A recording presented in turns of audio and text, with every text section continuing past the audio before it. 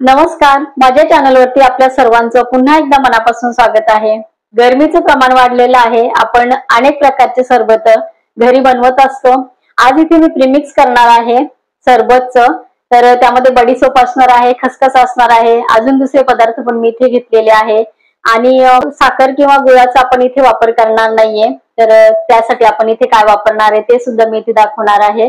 दोन प्रकारचे सरबत तुम्ही इथे ह्या प्रीमिक्स पासून बनवू शकता आणि तुम्हाला मसाले दूध बनवायचं असेल तर त्या प्रीमिक्स पासून तुम्ही मसाला दूध सुद्धा बनवू शकता। ते शरीरासाठी हेल्दी आहे, डायजेशन ह्याच्याने छान होतं।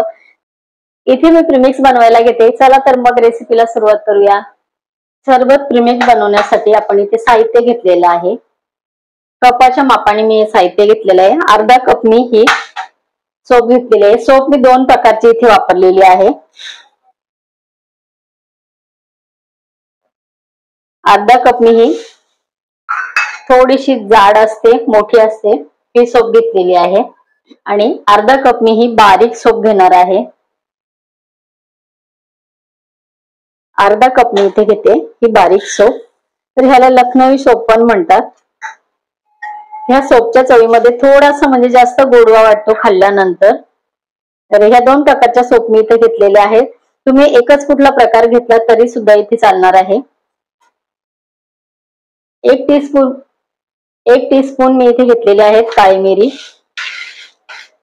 सोप शरीराला थंडावा देते। काळ्या मिरीमुळे आपले डायजेशन छान होतं आणि या सगळ्या पदार्थांचं जर तुम्ही गुगल सर्च केलं तर तुम्हाला प्रत्येक पदार्थामध्ये काय काय आहे ते अगदी इथे पटकन आपल्याला कळतं। 25 मी इथे घेतलेले आहेत वेलची। 1.5 टीस्पून घेतलेला आहे खसखस। भरून मी 1 टीस्पून घेतलेला आहे। 1.5 टीस्पून मी इथे खसखस घेतलेली आहे। इथे मी मिश्री घेतलेली आहे। त्याला प्रोसीड केलेली नसते ह्याच्यावरती। तुम्ही ह्याला रॉ साखर सुद्धा म्हणू शकता। ह्या साखरेमध्ये अतिशय थंडावा असतो। पूर्वी ही साखर वापरल्या जायची। तर ह्या साखरेचा वापर करून आपण हे प्रीमिक्स बनवणार आहोत। आपल्याला हे साहित्य भाजायचं नाहीये। 1 टीस्पून इथे घेणार आहे सुंठ पावडर।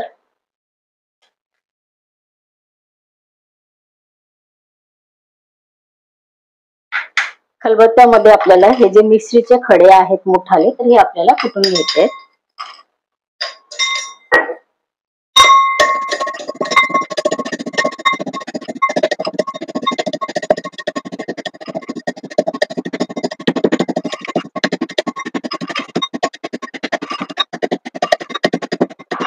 इथे आपले मिश्री कुटून झालेली आहे।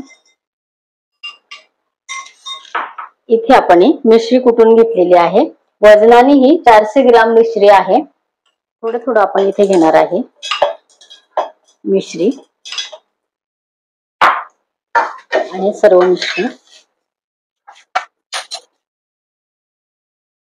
आपल्याला करायचे आहे। पावडर आपल्याला याची बनवायची आहे, त्यामुळे एकदम आपण घ्यायचं नाही, थोडं थोडं आपण करूनही घेणार आहे। इथे आपण अशी जेवढी आपल्याला फाईन तेवढी करायची आहे। एका बाउलवरती मी इथे चाळणी घेतलेली आहे आणि चाळणीतून आपल्याला हे थोडंसं व्यवस्थित चाळून घ्यायचं आहे आणि जे जाडसर असेल ते परत आपण दुसरं आपलं साहित्य वाटतं ना त्यामध्ये आपण वाटून घ्यायचंय।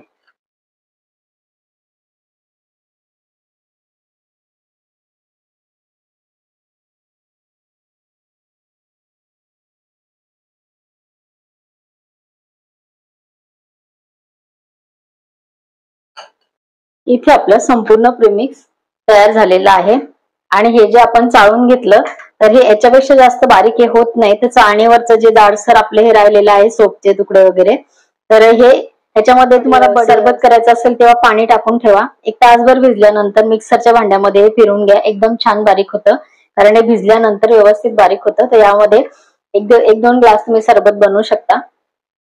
इथे आपलं सरबत प्रीमिक्स तयार झालेलं आहे। एकदम फाईन बारीक केलेली आहे। हे प्रीमिक्स आपल्याला एका काचेच्या बरणीमध्ये टाकायचं आहे। काचेच्या बरणीमध्ये याचा वास टिकून राहतो आणि प्रीमिक्स आपलं खराब होत नाही।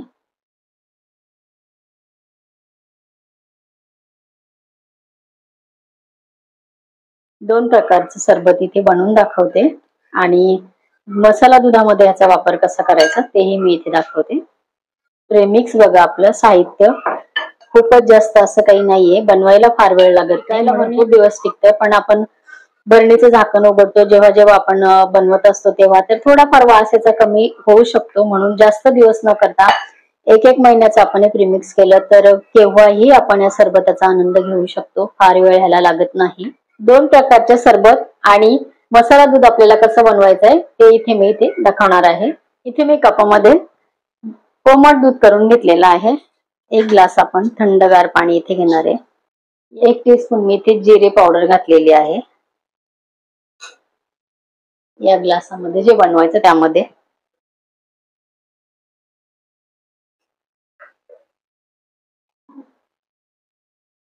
एक पूर्ण चमचा आपण इथे घेतलेला आहे.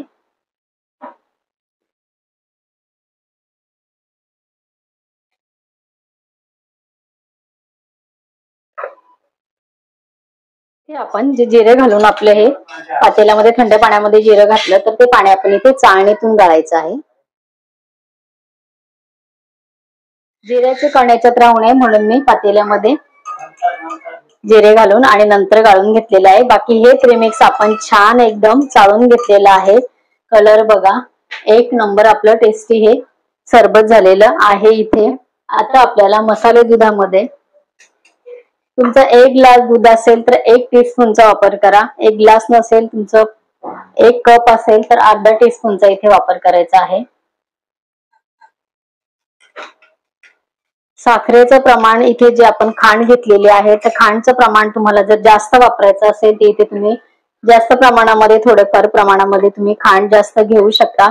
पण हे जे माप दिलेले आहे ते या मापानुसार हे सरबत अतिशय उत्तम तयार होतं. आजची सरबतची रेसिपी तुम्हाला कशी वाटली कमेंट करून जरूर सांगा. आजची सरबतची रेसिपी तुम्हाला कशी वाटली कमेंट करून जरूर सांगा. आजची रेसिपी करून बघा.